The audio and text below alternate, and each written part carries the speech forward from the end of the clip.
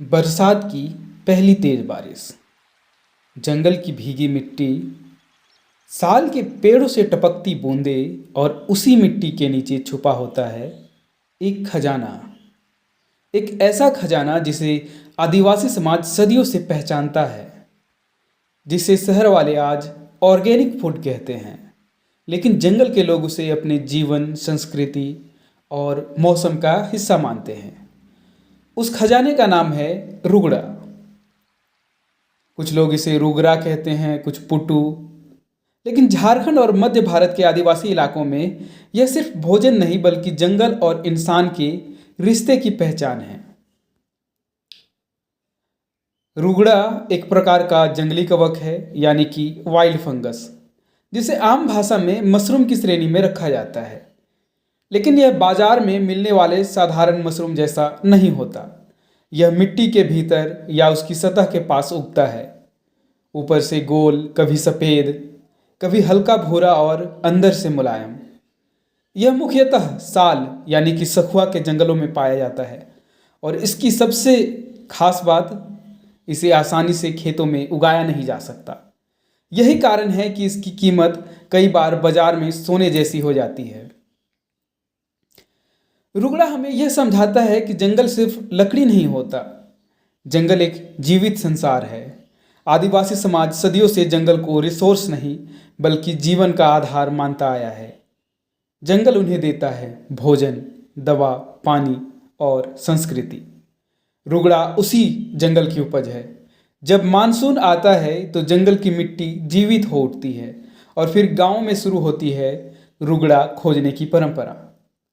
सुबह सुबह लोग टोकरियां लेकर निकल पड़ते हैं। महिलाएं, बच्चे, बुजुर्ग सब जंगल की ओर जाते हैं। यह सिर्फ संग्रह नहीं बल्कि प्रकृति के साथ एक सामुदायिक संवाद है। रुगड़ा हर किसी को नहीं मिलता। इसके लिए चाहिए जंगल की समझ, मिट्टी की पहचान और मौसम का अनुभव। आदिवासी समुदायों ने पीढ़ियों से यह ज्ञान विकसित किया है। कहाँ रुगड़ा निकल सकता है, किस मिट्टी में मिलेगा, कौन सा रुगड़ा अच्छा है और कौन सा खराब। यह सब किताबों में नहीं लिखा, यह जंगल सिखाता है। कई बार जमीन की हल्की दरार देखकर या मिट्टी के उभार से लोग पहचान लेते हैं कि नीचे रुगड़ा छुपा है। यह है इंडिजीनियस नॉलेज, वह ज्ञान जिसे आधुनिक दुनिया अब समझने लगी है। आदिवासी भोजन केवल चावल और सब्जी तक सीमित नहीं रहा, यह हमेशा जंगल की विविधता पर आधारित रहा है। रुगड़ा इस भोजन संस्कृति का महत्वपूर्ण हिस्सा है। इसे मसालेदार सब्जी के रूप में बनाया जाता है, कभी भुजिया, कभी मांस के साथ, तो कभी झोल के रूप में। बरसात के मौसम में रुगड़ा बनाना कई घरों में उत्सव जैसा होता है और इसका स्वाद जो एक बार खा ले वह अक्सर भूल नहीं पाता। रुगड़ा की कहानी में आदिवासी महिलाओं की भूमिका बेहद महत्वपूर्ण है। वे जंगल से रुगड़ा लाती हैं, उसे साफ करती हैं और फिर स्थानीय हाट में बेचती है।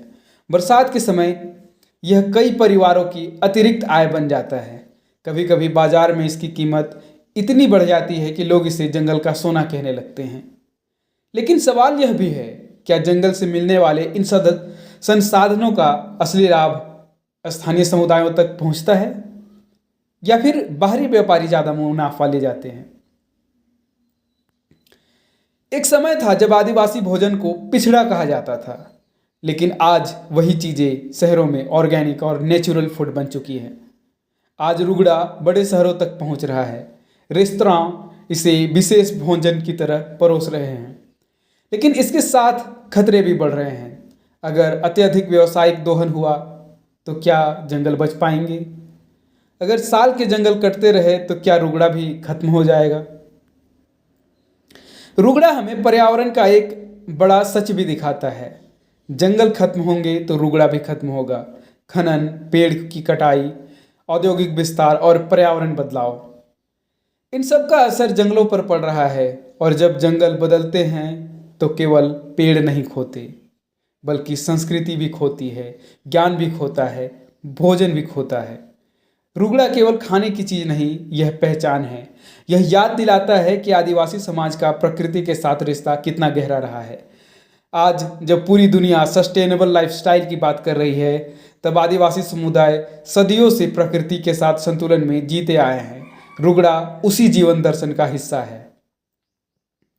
बरसात खत्म हो जाएगी, मौसम बदल जाएगा, लेकिन जंगल की मिट्टी में छुपा रुगड़ा की कहानी बनी रहेगी।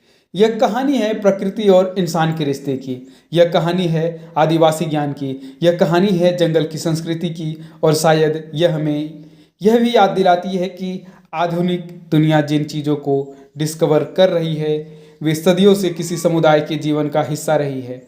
रुगड़ा सिर्फ भोजन नहीं, बल्कि जंगल की धड़कन है। जंगल बचेगी तभी संस्कृति बचेगी।